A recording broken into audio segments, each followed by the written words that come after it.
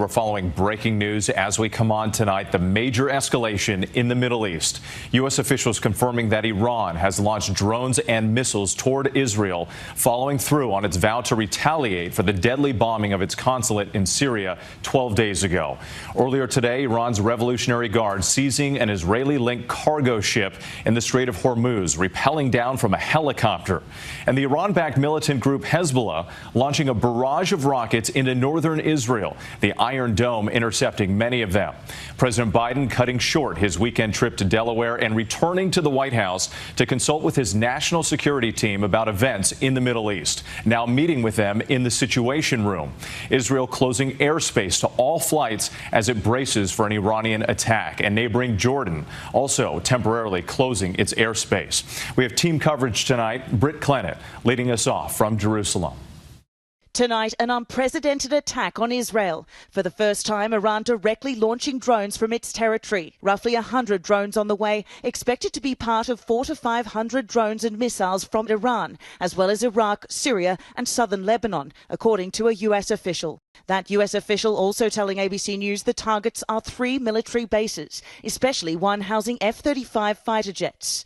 The attack, retaliation for a deadly strike on the Iranian consulate in Syria earlier this month, likely to unfold over a number of hours, according to the National Security Council. Israeli Prime Minister Benjamin Netanyahu tonight saying the defensive systems are deployed, saying we are prepared for any scenario, both in defense and attack. Netanyahu once again vowing whoever hurts us, we hurt him. And a U.S. official telling ABC News tonight that the U.S. will help intercept everything possible. Iran's Supreme Leader Ali Khamenei, after the drones were launched, saying the evil regime will be punished. The Israeli Defense Forces saying the drones would take hours to reach Israel, more than 1,000 miles away. Israel closing Ben Gurion Airport and Israeli airspace, also closing schools and limiting large gatherings until Monday night. Iran for weeks vowing swift revenge after top commanders were killed in a strike the Pentagon says Israel was behind.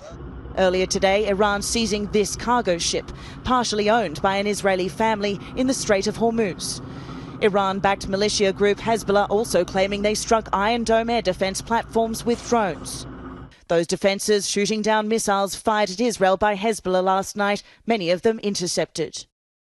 Britt Clennett back with us from Israel tonight. And Britt, as we heard from Israeli officials today, they're prepared in both defense and attack. What are you learning about how Israel could respond tonight? Yeah, where a source tells ABC News tonight that the U.S. has no doubt that Israel will respond, whether lives are lost or not, and that Iran itself will be the target. Britt, thank you. And we know President Biden returned to the White House early this weekend, cutting short his trip to Delaware so he could meet with his national security team about the events unfolding in the Middle East. Let's get right to ABC's senior White House correspondent, Selena Wang. Selena, what is the administration saying tonight?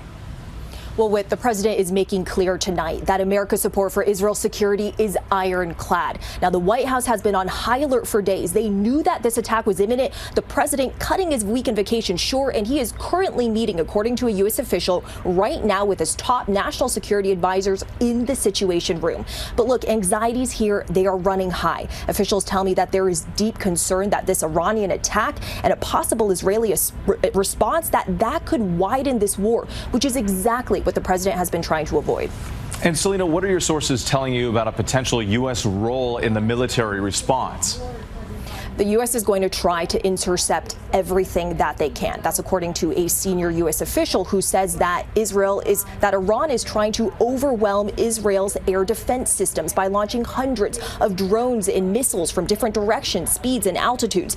Now, the U.S. expects that most of that will be intercepted, but the fear is that if Israeli lives are lost, that the Israeli response will be much bigger. And at risk here as well are U.S. forces in the region, and the U.S. has already moved military assets to the Middle East in order to protect them.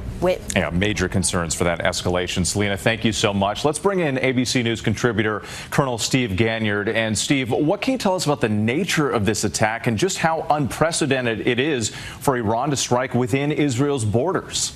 Well, it's unprecedented in a historical sense, Whit, for Iran to directly attack Israel.